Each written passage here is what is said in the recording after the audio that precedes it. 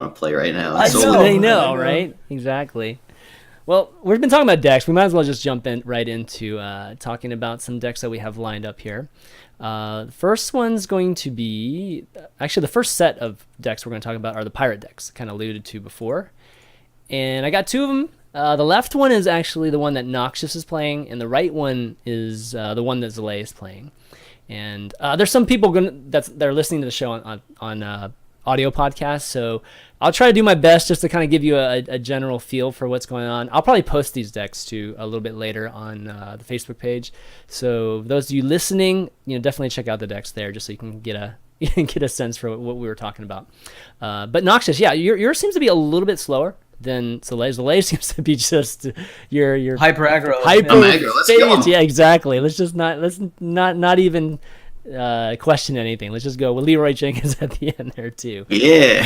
Sure, man. Why not? I know. Like mine plays more like Zoo, and Yeah, his it plays basically like Face Shaman. And Yeah, Face I feel Warrior. like they're Yeah. both actually. It's funny that they both kind of work.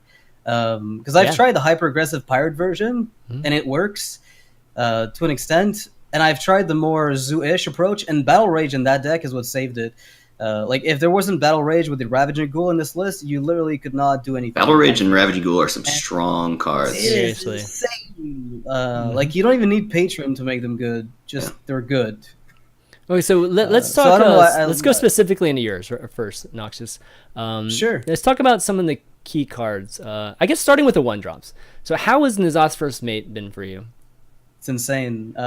So one of the things that this card does is number one, I play Execute. I know that a lot of aggro warriors don't, or pirate warriors that go aggressive wouldn't. Mhm. I run to Execute, so number one, that helps there. What it mostly does though, it enables those really crazy tempo turns where you get a 3/3 for 2 in the Blood Cell Raider on turn 2. And usually if you keep that one attack weapon, you can expend it exactly as you get a weapon from Fire War Axe later on, or before you play Dread Corsair and the Cultist at the same time.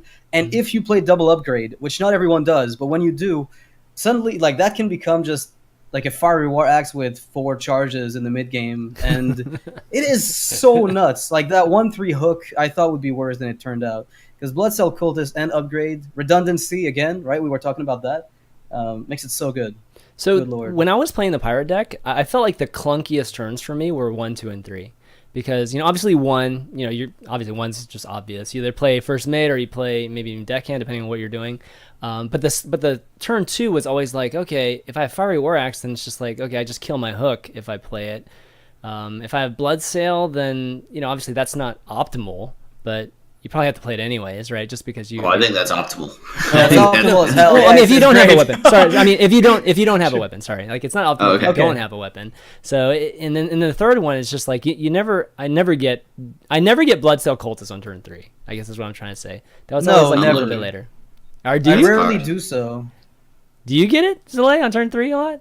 If I'm lucky, yeah, that's what Oh I'm my trying god, to do. I never get it, dude. I never get. Yeah, that, I don't. so. I don't care for it on turn 3. In fact, I don't want it on turn 3. Okay. I found out that usually I want to play the Corsair and the Cultist on the same turn, and that usually ends up being like turn 4 to 5, and you just have to weave in your early like Makes 1 sense. to 3 to line up that Corsair turn with the Cultist. Yeah, that's true. Because very often you can get a decent weapon.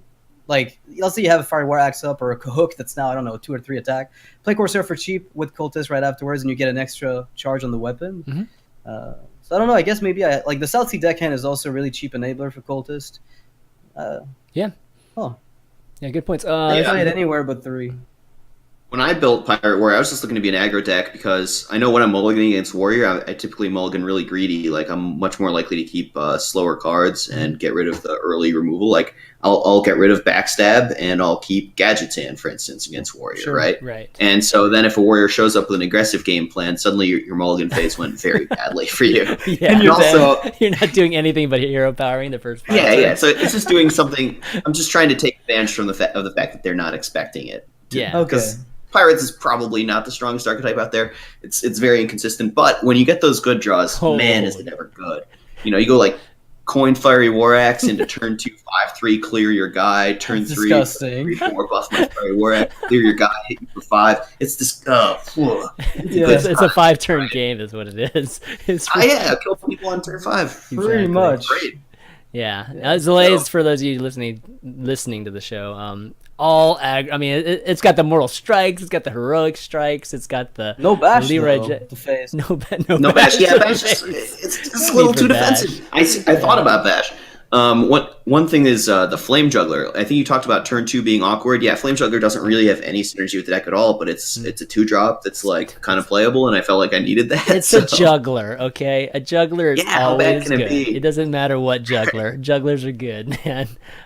So talk to me about maybe not having, I guess, the 3-drops, right? You have Frothing Berserker in there instead of Fierce Monkey or Right. even like a Ravaging Ghoul type of thing. I mean, Ravaging Ghoul is probably counter against a, it's worse for you, obviously, in a lot of things Ravaging you run. Ghoul hurts my deck a little bit too much. I really want to put Ravaging. Maybe Ravaging Ghoul should be in the deck. Really? Okay. Frothing just goes face hard. One thing I've noticed about the recent changes to the game is just that dudes stick more often. People have a harder time clearing Frothing Berserker and Emperor and cards like that. They're more likely to stick around, and so Frothing Berserker is extremely punishing when it sticks around.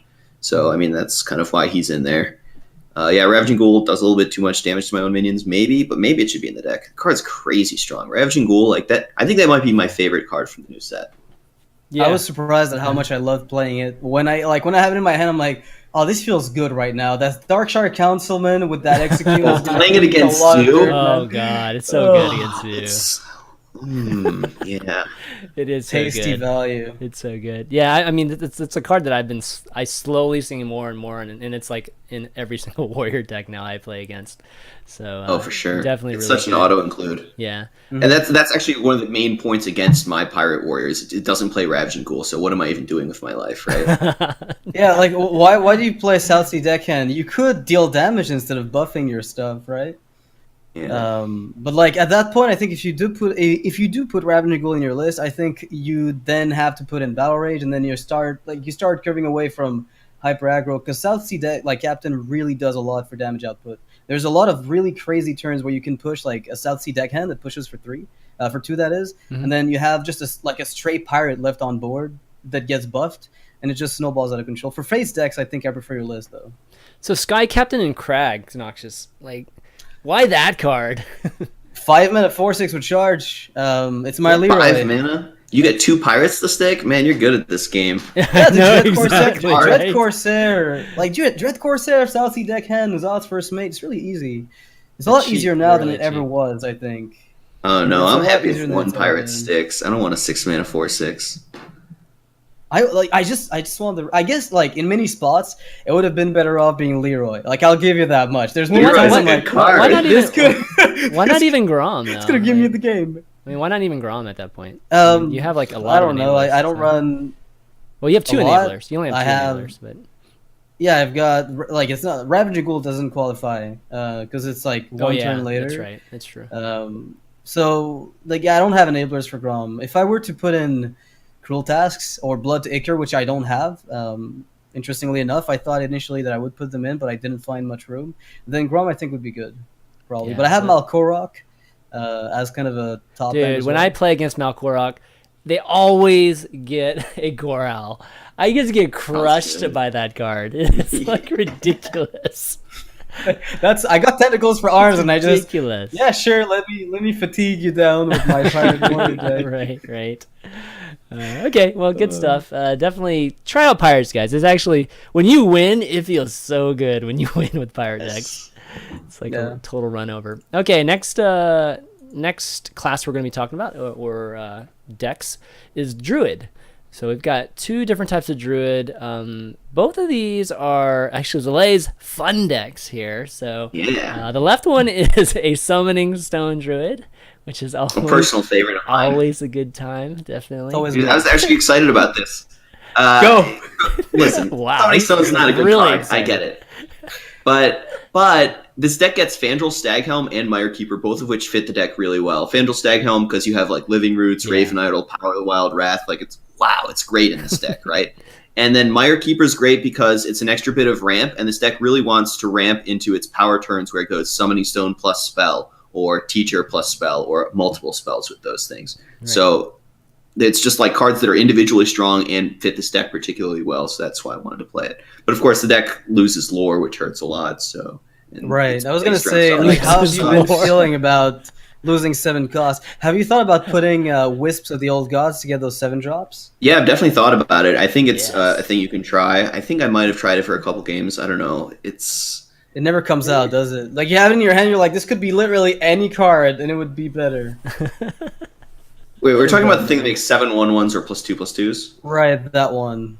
Yeah. How's it? Because you have a lot of tokens, right, in your deck? Right, it's like, yeah, so it's super punishing if they ever leave you with a board. You can give it all +2/+2 and you just win the game. And if they don't leave you the board, maybe you can make 1/1s and maybe that's the thing. So I think it's sort of an okay card. I think it's like right on the edge of something that I want to do.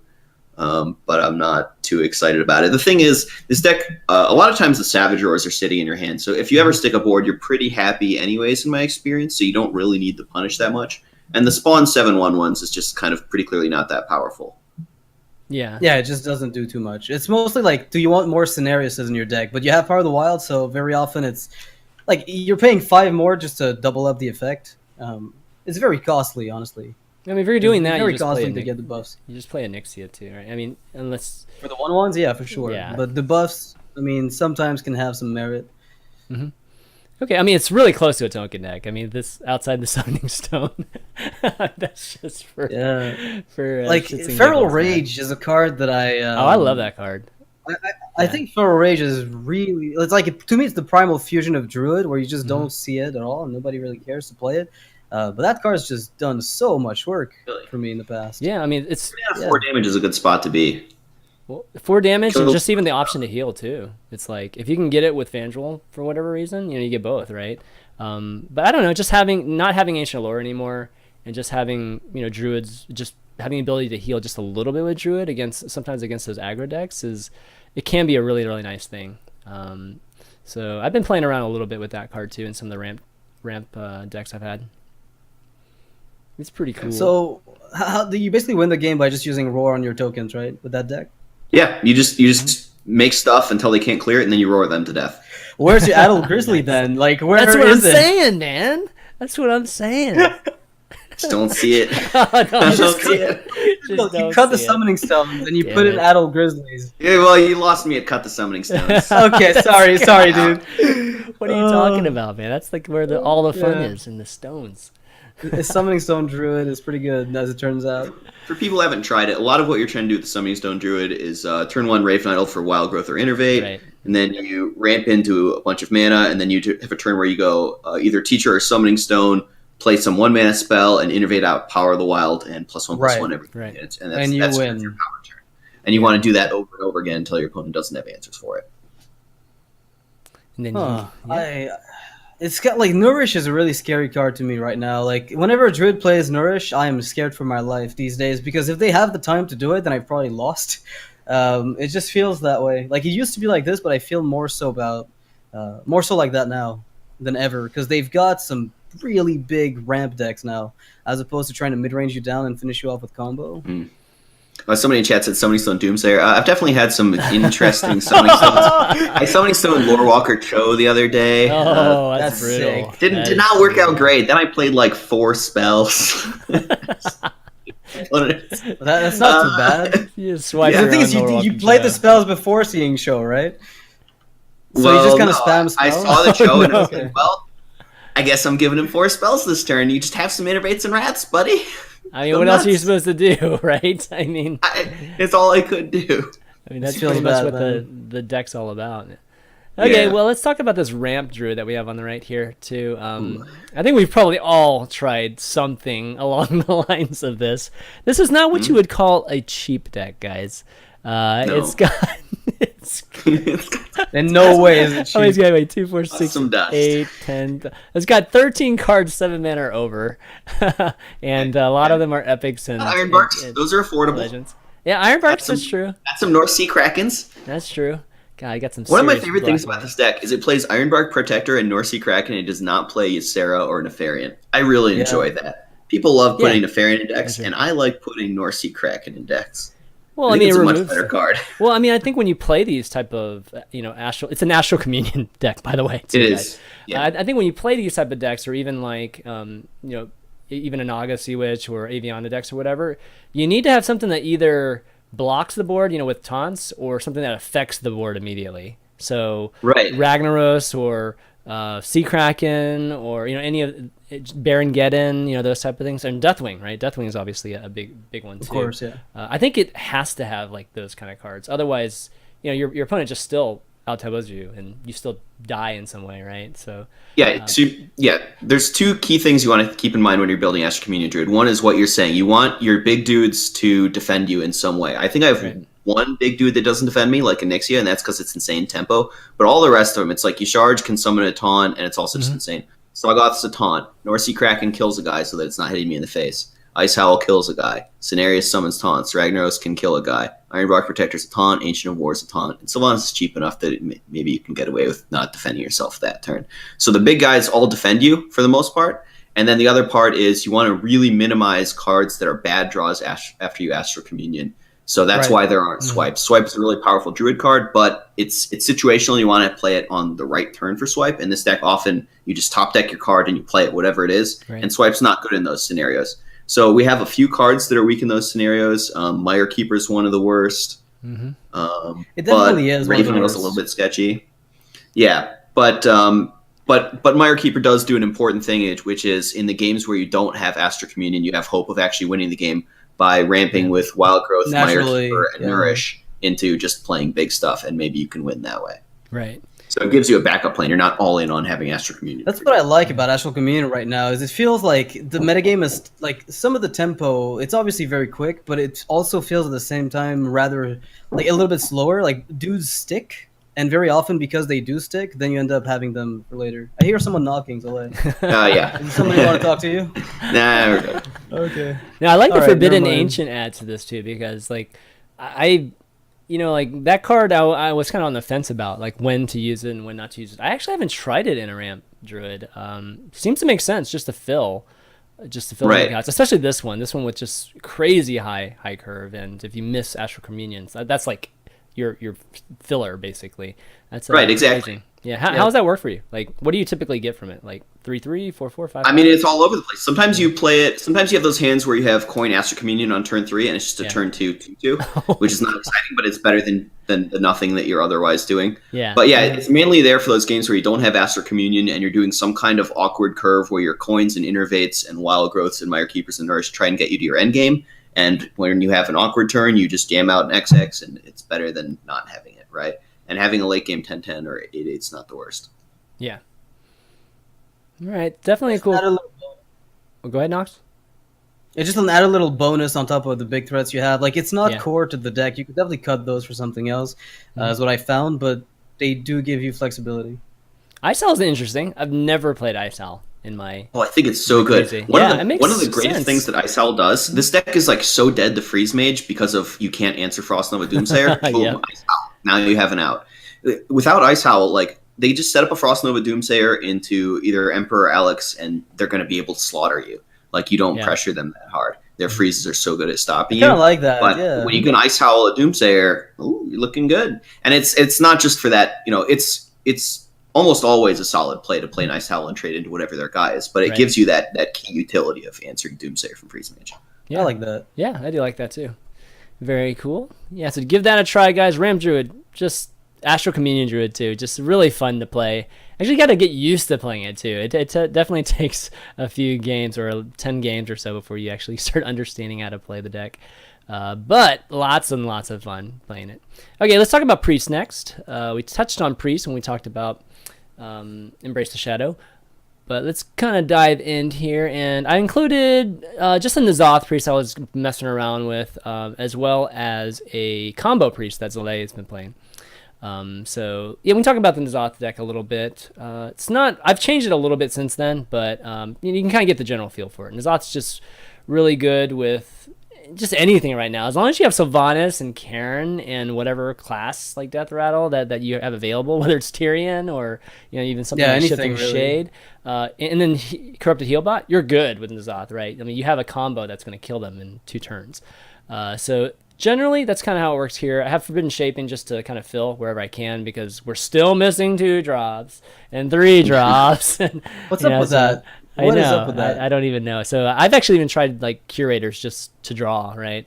Maybe draw another powerful death drop. Too. Yeah, I'd probably include it in that deck. Yeah, that's kind of what I've been doing recently too. But yeah, so this is pretty good. I mean, one thing that I don't have the Embrace in here either. I've added an Embrace since then. One thing with this particular version of it is that I just kept running out of ways to use my removal, like heal removal, like Flash Heal, Forbidden Shaping. Like I think not playing Double Death in an era of 4-mana 7/7s is like it's really dangerous. Like you very often get blown out too early, so you rely again. And you mentioned the Organized Circle, like you really rely on that stuff to get you out of trouble. And like Curator again is one of those things where it's still the only 2-drop that priests have, even though it's not great. It's still the best thing we've got. Yeah. So it's all right, especially in the Zoth, right? Like that's the only place that I'm happy to play the thing. Honestly, it's the only place I'm satisfied with it. I mean, at this point, it's just like with Priest. You just, there's no Valen Chosen or anything like that. You're not just not going to have value or tempo at all. Yeah. Like in the first 5 turns. So I mean, it's just either about adding removal cards or just trying to put stuff in front of them that they just remove. Essentially healing, right, with some kind of cards and drawing with them with Museum Curator. So it kind of sucks to be in that position with Priest, but. We do have like these other tools that they're making available to us, which we can talk about with your combo deck here, Zalae, with Embrace the Shadow. And I've tried this deck. Okay, so I've tried to make this combo deck work so many times, and I just die like really fast when I play. Anything remotely quick, Zoo, Shaman, whatever it is, aggro, it just kills me so quickly that I just had very little success with it. Like, have you been able to pull off the combo a lot? I'm not gonna say this is a good deck. Okay.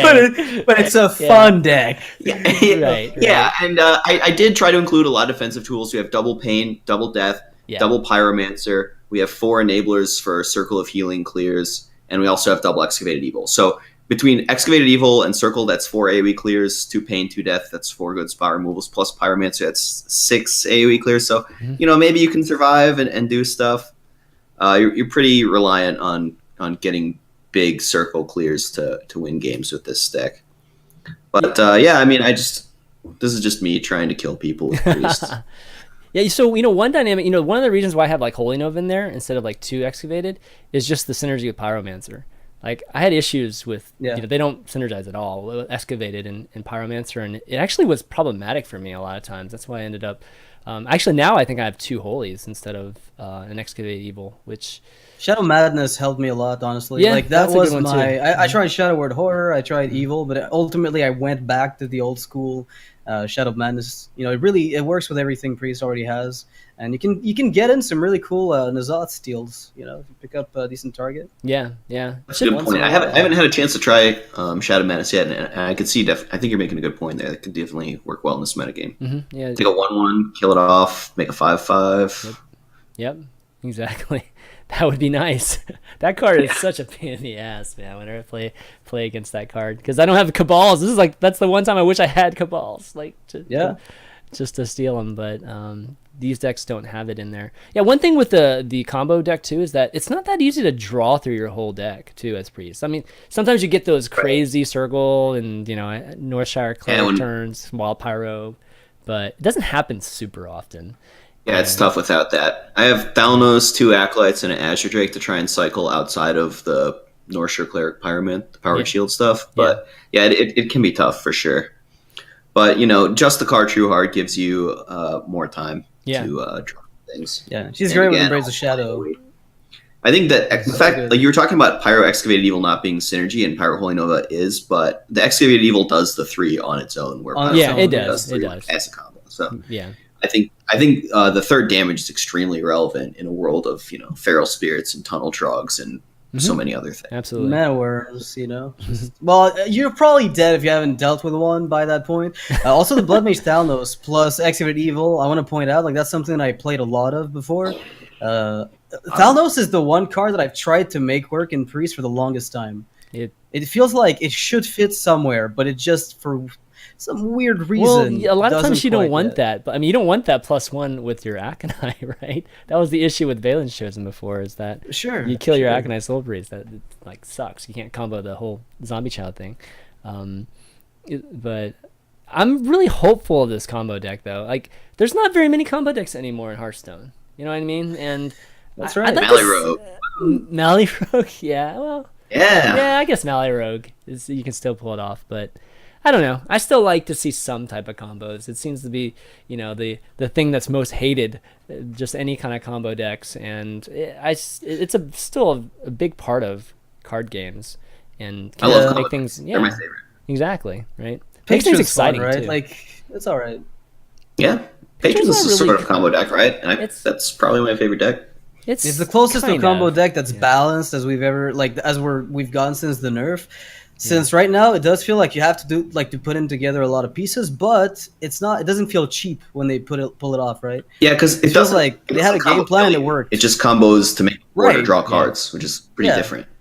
It's awesome. Yeah, I mean, generally 2-turn combos seem to require more decision making and that sort of thing than a lot of times just some of these decks that are built for OTK, which is all about removal, all about drawing cards, and then if you have them all, you win. Type of thing. Okay, let's see. What do we got next? I think we just have one more deck left, which is a Tempo Mage. And I guess out of all of them, this is probably the most try-hard. This is the most try-hard deck we have here. The rest of them were pretty fun decks. And this is what you would consider your standard. I think things to point out would be the Cult Sorcerer, as well as Faceless Summoner. I think Faceless Summoner, a lot of people talked about it, and this type of archetype would make the most sense for a card like that. So Zalae, why don't you talk us through this? Sure. So Cult Sorcerer, a lot of people see that card and they start putting Cthulhu cards in their deck. No, don't even bother. No. Do 2 mana 3/2 spell damage is a good card. Yes. Cthulhu stuff and Tempo Mage is not a good plan, right? It just doesn't. It's not half as bad as it looks. I don't know if you've tried, but I haven't tried. You top off your curve with you put the 2 disciples, the 4 mana 4/2s of Divine Shield, or the disciples. That's all, and the sorcerers, and that's it. You just put Cthulhu as the crazy top end that you've got, and it'll act as a arcane missiles times however much attack he's got. Right. It's and okay. you play the Emperor too, right? You always have Cthulhu and Emperor in these decks. Sure. I mean, you don't have to. You really don't have to. I don't think you're allowed. But sure. I think I'm gonna yell at you. Okay. All right. I'll sure. I have to. Okay, so 2 mana 3/2 spell damage is just good. It's particularly good with Arcane Blast. They awesome play against Totem Golem or Animal Companion or whatever, and you go Cult Sorcerer, Arcane Blast, get wrecked. Right? It's a very good feeling. It's solid with Arcane Missiles. Mirror Image is really good right now because so many of the good decks right now are weapon classes, and Mirror Image gets in the way of that, right? Mm-hmm. If you can block their weapons and protect your dudes, your Mana Worms, your Cult Sorcerers, your Sorcerers, Apprentice from their weapons, you're looking really good. You could consider a second Mirror Image, but I think it's the kind of card that's really bad to draw 2 of. So I just went with 1.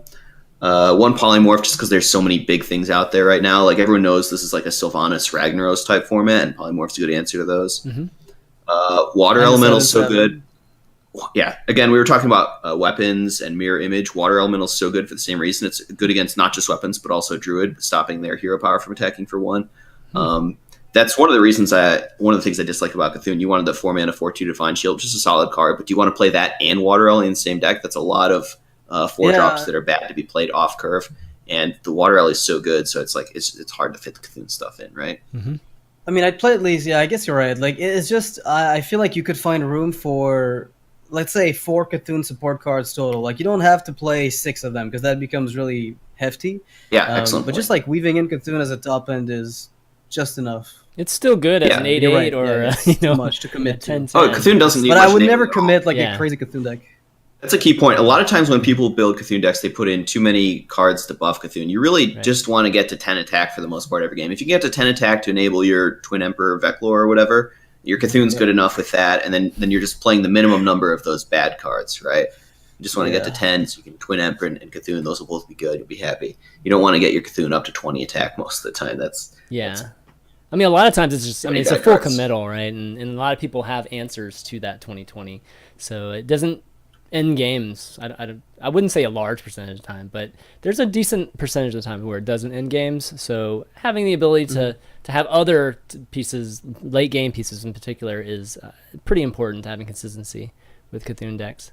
I've actually tried doing Flame Strike. Flame Strike's just another card I wanted to talk about briefly. Okay, Sorry. sure. Go for it.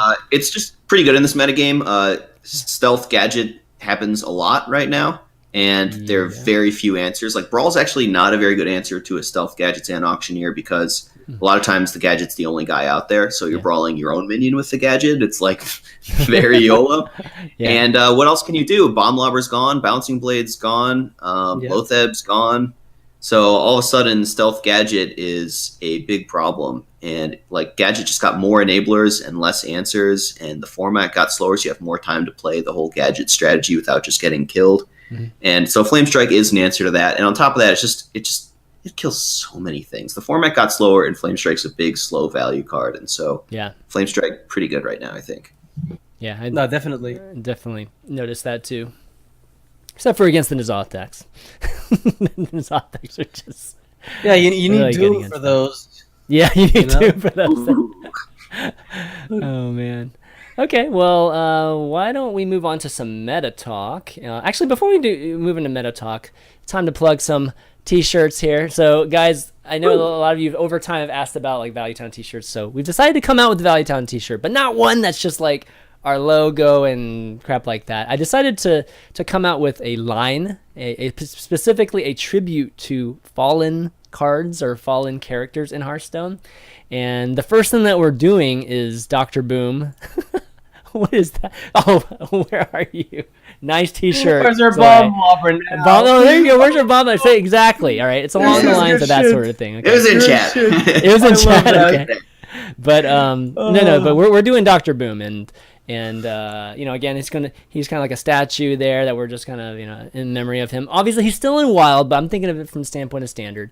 And what we're gonna do with this line is we're gonna come out with, I don't know, maybe we'll do like Warsong Commander and Starting Buzzards and things like that. Things that have just gotten nerfed to oblivion, and just have some fun with that. But expect a couple different lines from Value Town, but we're starting off with this. So if you want to, again, support the show, support what we do, maybe even get a cool t-shirt here, definitely check this out on crowdmade.com/valuetown. And snag your t-shirt today. There's hoodies and other things like that, but I'm a t-shirt junkie, so t-shirts are always good for me. Yeah. Yeah, definitely check that out. Okay, you snort t-shirts in the morning, just kind of snort t-shirts, exactly. That's all he does. I get the shanks. Give me that. Give me one of those Teespring shirts. No, okay, so let's talk meta. There's a big tournament this weekend, DreamHack, and it's one of the, we've had maybe one or two leading up to it. Some have been wild, some standard. But I think this is probably the highest profile one that we're about to see. And Zalae, you're going to be competing against it. So why don't we talk about what we think the meta is like right now on the ladder and just leading into competitive events. Noxious, what do you think it is? What do you think the most powerful decks are right now? Honestly, I think Shaman, in any banned format, I think Shaman just gets banned. So if we disregard Shaman, I would venture to say at least most people will consider banning it. One of the upsides is you can probably tech super hard to beat it if you really want to, and leave it in their lineup. I just don't see how you're going to pull that off consistently with every single class in your lineup. I don't see it. Maybe I'm wrong, but I think Shaman's just going to be the ban. As far as the classes people will play, it's funny how Freeze Mage ended up kind of falling apart in the events that we've seen. It's just, it hasn't done nearly as well as people expected it to, despite the fact that it wasn't touched compared to most other classes. The class that I want to see the most is probably Rogue and Warrior. Like those classes, I think, are just very well positioned to make decks that can beat the rest of the field. Hunter's in a weird spot. Hunter's in a really weird spot, but I still think it's got the power to finish games early. It feels weird the way they play now. Like they're trying to be like a mix between Druid and Zoo, and it's just so awkward because they're not doing either like very well. So I don't know. Yeah, I expect Rogue and Warrior. I don't think Hunter's got that many new things to play with. You know what I mean? Like, Well, it's got some sweet, like the 4 mana 3/3 Death Rattle Infested Wolf, 4 mana insane, 3/3 yeah. Death Rattles, I love 1/2/1/1 Beasts. That's a nice tool. So is Huhuran. Yeah, I agree. Hunter's in a weird spot because the hero power says this should be an aggressive deck, and we're trying to kill our opponent. But then the cards that the class has that are powerful are this sticky Death Rattle board control game plan that curves all the way up to 8 mana for triple Animal Companion. Yep. So the hero power is inconsistent with the cards that are strong. It's always pretty going to be. much. It's like always going to be inconsistent, you know, unless we're just going to have Cancer Hunter forever, right? And that sort of thing. I think there's a way to balance it out. It's just that it could play like a it could play like it just curves nonstop. You know how Cthulhu decks play, right?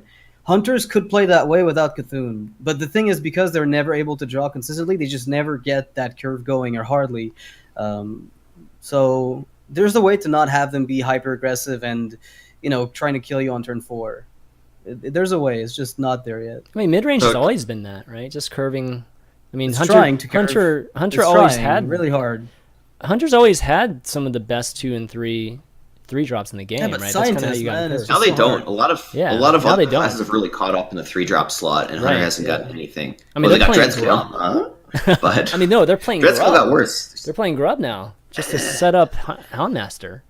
So, Yeah, I don't know. I think about Grub's that. good. You think I it's think good? Grub's good.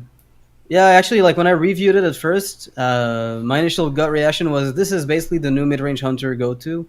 And I'm surprised we haven't seen, like, I don't say more of it because we've seen quite a bit. It's Ram Wrangler that I'm surprised. Like with Infested Wolf, I thought people would bring out the Ram Wranglers more. Well, I talked but to. they kind of have it. I mean, I think the people who've done the numbers on Ram Wrangler say it's just kind of like on average, not super impressive when it I goes see. off. And so, yeah, you can enable it much more consistently now, but it's still just on average. It's not as pushed as Houndmaster. Yeah, there's The numbers just aren't as good. no argument there, I think. Yeah, definitely not. Okay. So if I could just talk about the go for the metagame, decks. like Yeah. top few decks.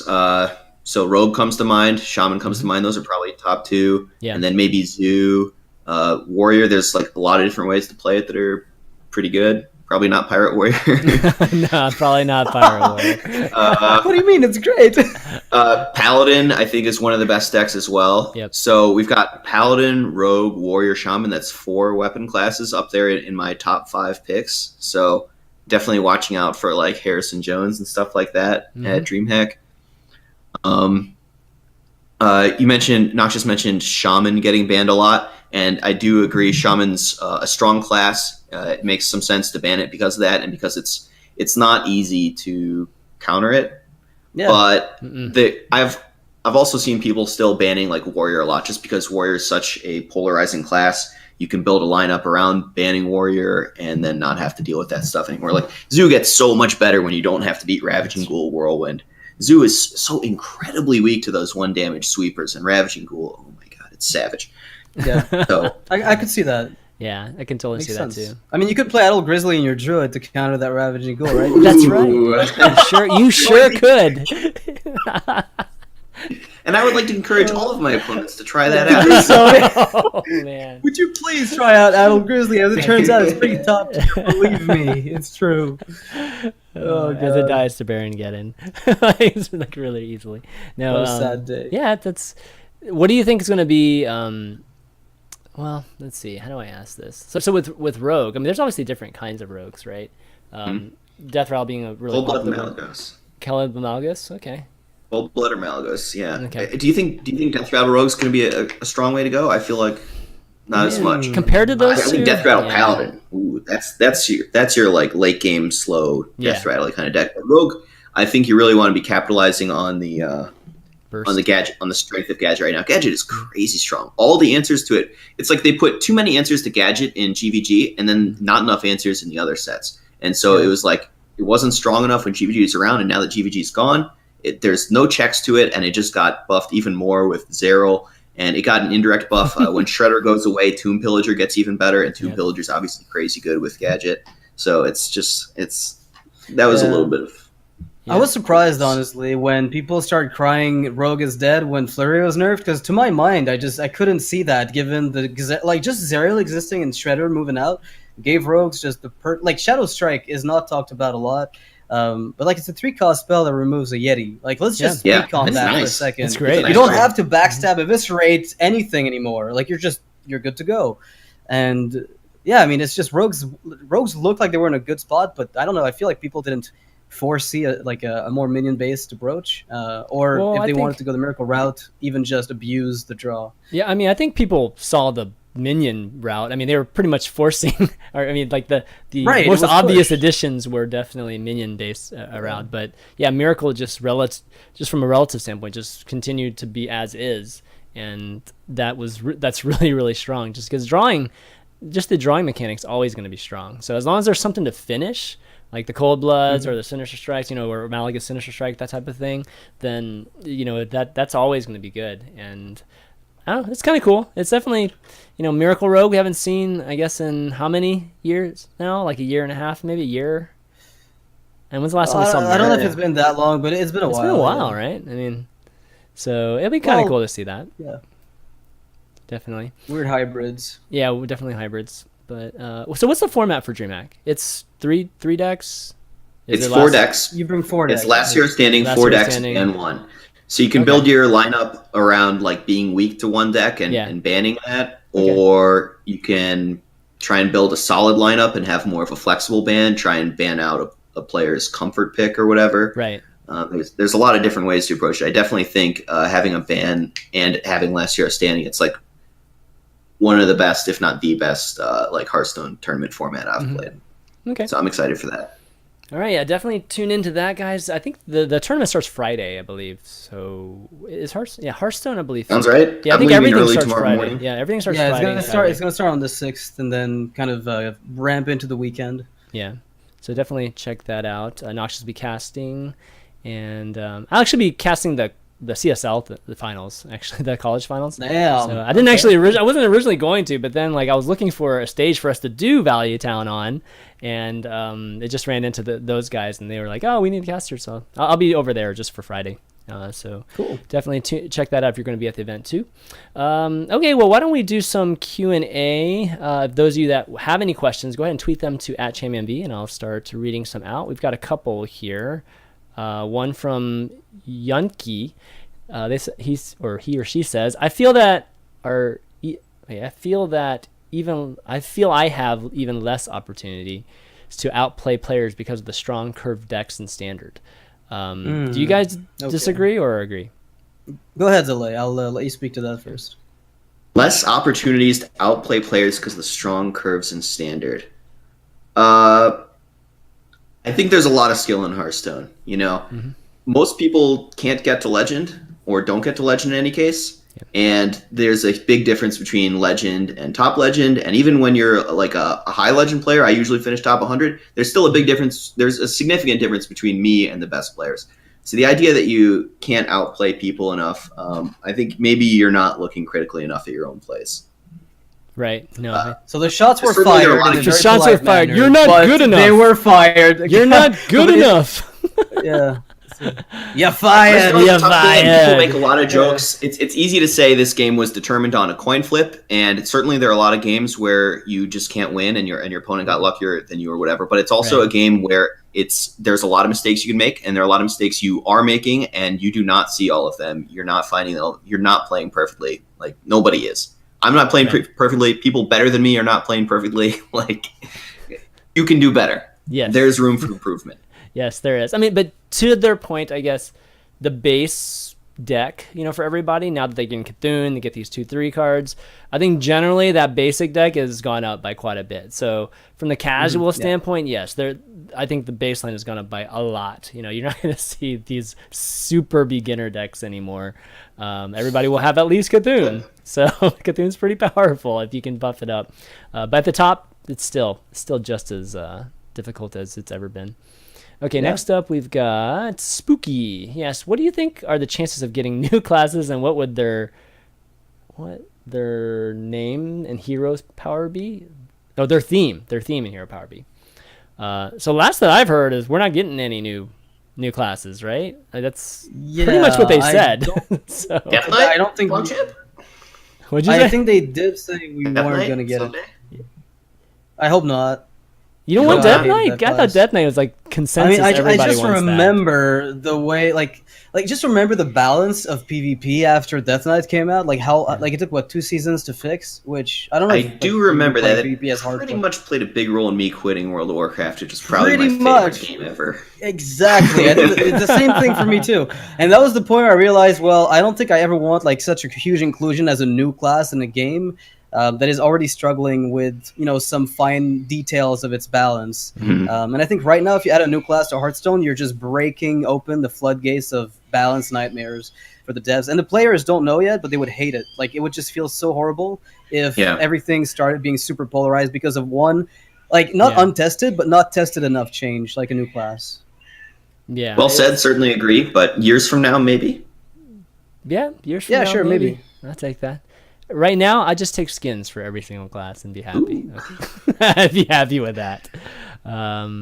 Okay. Any more questions? Let's see. If you guys want to type in some questions in the Twitch chat too, we can answer them too. Not everybody likes Yeah. to tweet. I know. But if you do want me to just see them immediately, tweet them to @ChanManV. Let's see. Do you think Adric will be played? Okay, this is a good question. I've actually tried Adric. So Pansy, your killer, asks, do you think Adric will be played? Also, are you making meta snapshot for Wild? Okay, so I guess that's a Tempo Storm question. Reynad's not here, but I'm assuming they will be making some type of snapshot. I'm rather sure they will. They mentioned they would, so I'd be surprised if they didn't. The question is like how, I want to know, like, this is a perfect time to see just how much the meta snapshot ends up influencing your ladder experience. Right now there's a vacuum. And I want to see like when everything swaps. Like, are we still is it still going to be unstable, or is it just going to be set in stone because TempoStorm.com said so? Right, like that's right now the big thing for me because it feels like it's in flux and people are saying that everything is a bit unstable. But it's it's one of those things where yes, it's really hard to get a snapshot right now because we just don't have a lot of data. But it's just one of those things. At least maybe for now with a snapshot, it's just kind of like what we've been doing. Just kind of take a look at some of the decks that we've been seeing that are kind of powerful, and just kind of lay out just a bunch of different types, and then that will get refined over time, right? After this weekend, I'm sure we'll have more of a clearer snapshot of what the meta is. So sure. Yeah, we'll have to see that. But Adric, I guess to answer your question about Adric, what do you guys think about that? Because I tried that. Actually, I tried to play your old school kind of Healadin, with the Kodos and all that good stuff, the fun days. N'Zoth? Did you have N'Zoth in there? Yeah, I had N'Zoth in it as the end game. Okay. But it was I felt like Adric was I could have put something better. Like I could put another heal bot in it or something like that for Adric. But I don't know. What are your thoughts on it? I think it's pretty good. We don't have Dr. Boom at 7 anymore, so it's like not so clear what you want to do on 7 mana. And another good thing about Edric is it can help you answer an opposing N'Zoth turn, which is kind of a big deal in the format right now. So I think Edric's certainly better than ever. Whether he's good enough for to be seen, I think probably some players will be bringing him to DreamHack. So. Yeah, I don't goes. see I would be surprised if no one at all tried to bring it into that control paladin deck. I'd be very surprised if no one at all tried it. It would surprise me. Yeah, I mean, it makes a lot of sense because, even just nerfing everybody down to 1 damage and with all the heal that Paladin has now, like, that's not, they're not going to be finishing you anytime soon, right? And instead of, like, triggering these death rattles and stuff, just let them hit you for 3 or 4 every turn, you're okay. So I think conceptually it totally works. I just haven't quite worked it out, like refined deck type of thing. So it'd be awesome to see in DreamHack. It'd be amazing to see. Let's see. Asian Reindeer. Which of the old gods feels the most viable competitive play? I think we already talked about this. So N'Zoth is definitely that one. What do you consider to be the most broken card amongst the new cards? Class card and neutral. Most broken class card and new card? Or wait, what? New what do you cards think or old cards? I would say it says class card. What would you say is the most broken new card? Just the whispered new old card. card. Okay. Like, is the 7/7? Another person asked, is the 7/7 broken in Shaman? I don't think that's the most broken new card. I think there are answers in the world to it. Hex answers it profitably. Sap answers it profitably. Polymorph answers it profitably. There are. If you want to beat a 4 mana 7/7 that actually costs 6 mana, I think you can do it. So I don't think that's the most broken one. Mhm. Before the set came out, I said Mire Keeper. I've been struggling to find good decks, so I don't like. I think still think Mire Keeper is completely broken, but Druid is not as broken, so it's harder to say Mire Keeper is the best new card. Yeah, it's weird, eh? Um, Zariel feels to me like the most long-term, potentially completely batshit crazy card, but I wouldn't say broken again. Like broken would imply that something goes. I think N'Zoth is like extremely impactful. N'Zoth is the metagame, right? Yeah. I think N'Zoth would be the most broken. It's basically Doctor 10. Like you can't beat it if it's a lot of the format is shaped around like I'm building around this 10 mana end game, or what's my plan for beating that 10 mana end game. It's a one card combo now, basically. Yeah, it's combo. Really strong. It's pretty good with Tyrion. Yeah, I think that's I think eventually it might not be like right this moment, but I think eventually N'Zoth super refined N'Zoth decks will be just very powerful, like dominant. And I mean, it might not be like the outright best deck, but it will be there for a long time. I just can't see that not being there for a control deck, or a very powerful control deck. I think any other broken cards. I think broken's a really strong word. Yeah, I don't. Yeah, it's pretty hard to tell. Doom, like Doomhammer, but it's not new. Yeah, I want to say the most broken card is Gadgetzan Auctioneer. That's Gadgetzan Auctioneer. Oh. That one's really carrying right now. Yeah, you can't really answer it, and it wins a lot. The answer to Gadgetzan Auctioneer is the best answer to it is killing them too quickly, and there's just not a lot of decks that can do that right now, that can play an aggressive role effectively. All right, keep going. I say next question. Renowned Sereno Lock, will it be viable? Sure. I mean, the thing is, how many Warlock cards does Reno Lock play? And are like, if they put them in, then are they really something they can afford just throwing out? I don't know about that. Because you're already very selective with Reno, right? Like when you build the deck. Yeah, Renounce doesn't strike me as a playable card because it costs a card. It's actually not bad, but it's not too good. Yeah, it's fun though. It's really fun. Yeah, it's like a deck building challenge, man. It's like Yogg-Saron, right? It's like you can throw it in there. It'll work sometimes. But I mean, it's one of those things. It's like Elite Starseeker, right? Whatever. But no guarantee. That's the problem. It's Elite Starseeker without a guarantee that it'll do anything. Do you guys see Elise being played?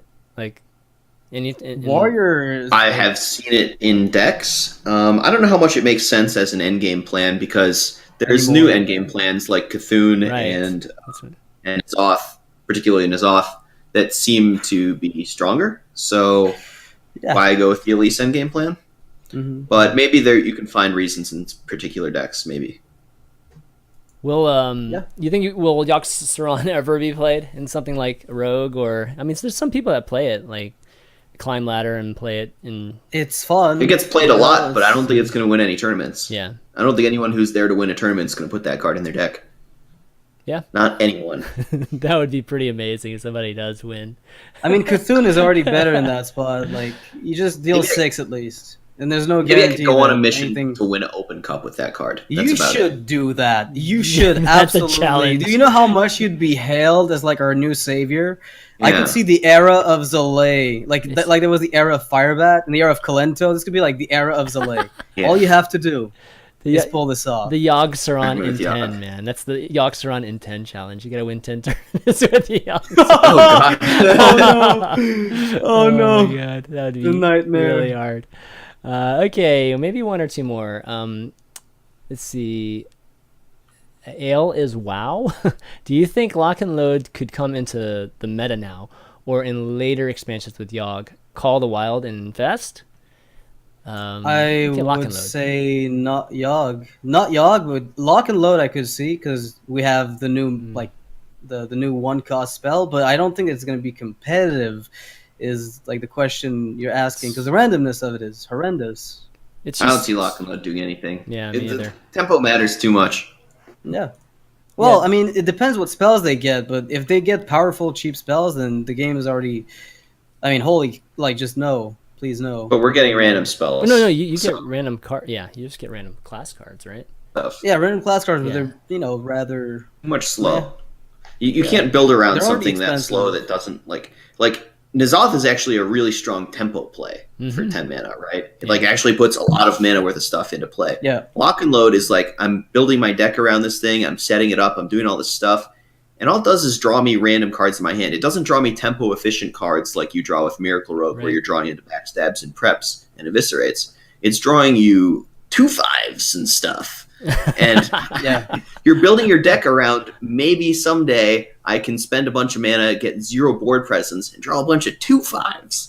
Like Wow. I Yeah. don't think so. It's just. I mean, at least like if you told me that like Renown's Darkness, the card made them cost 1 less, I'd be like, absolutely, you can try it out.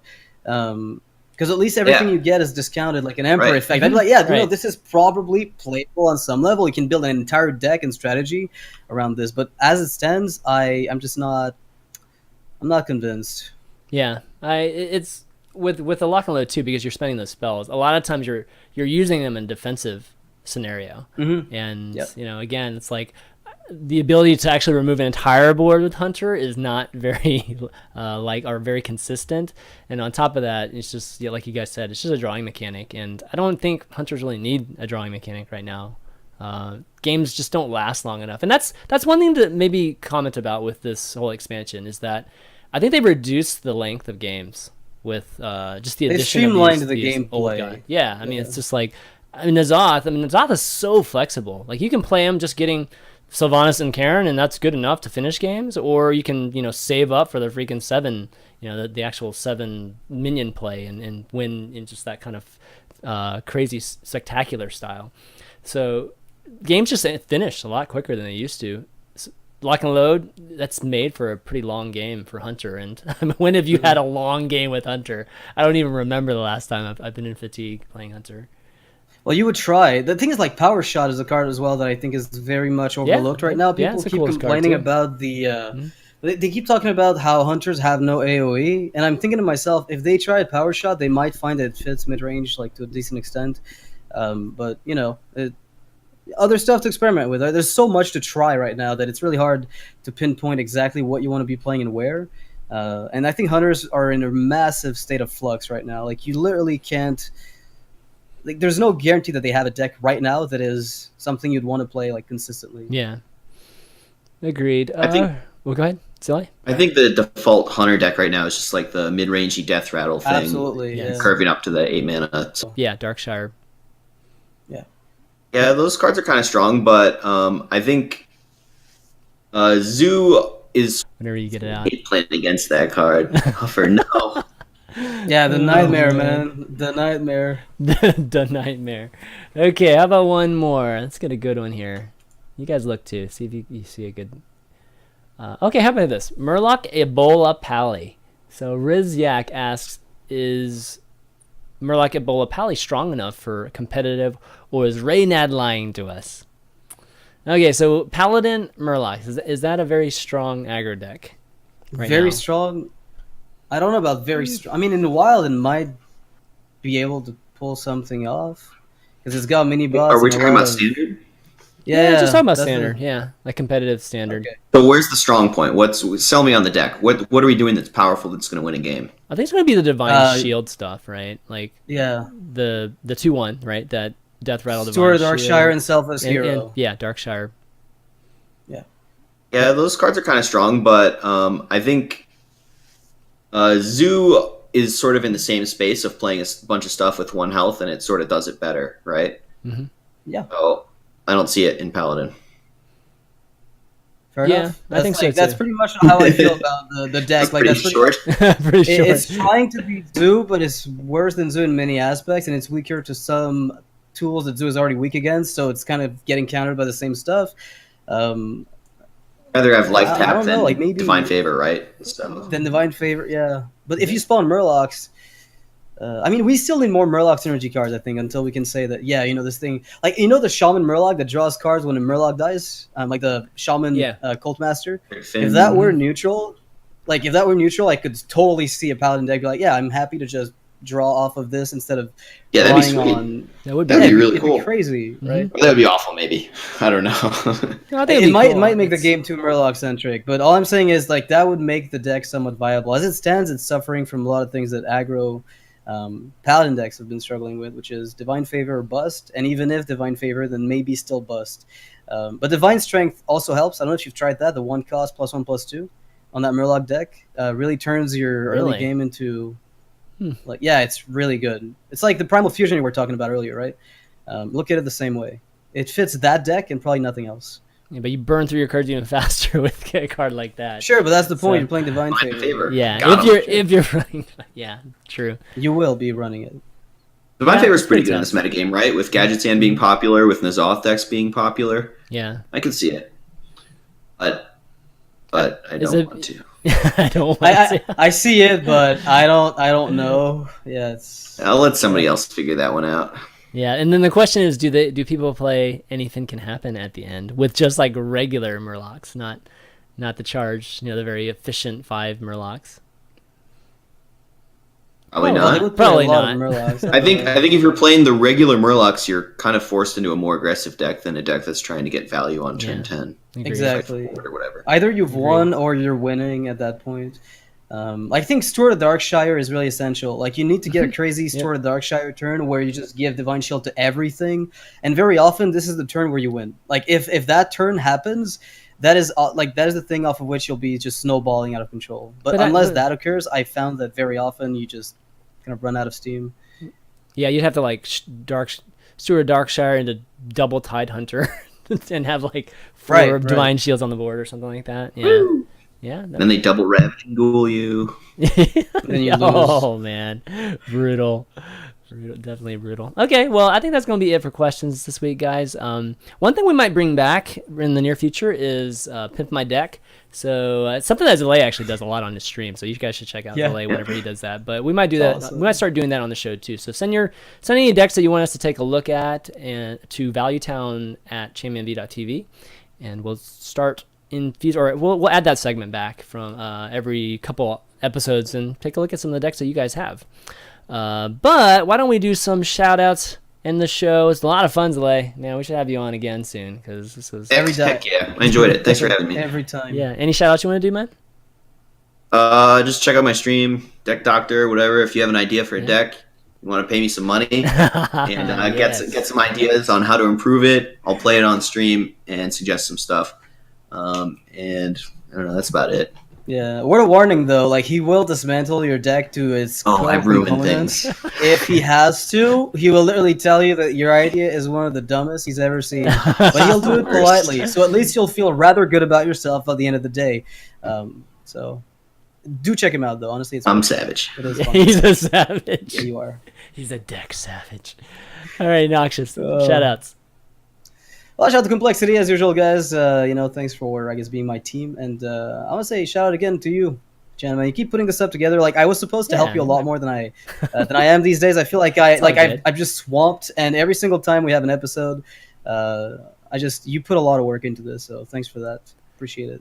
It's all good, man. We all get busy, so it's all cool. But we do this for you guys, obviously watching right now. So big thanks for you guys for watching, and Zalae and Noxious for doing the show today.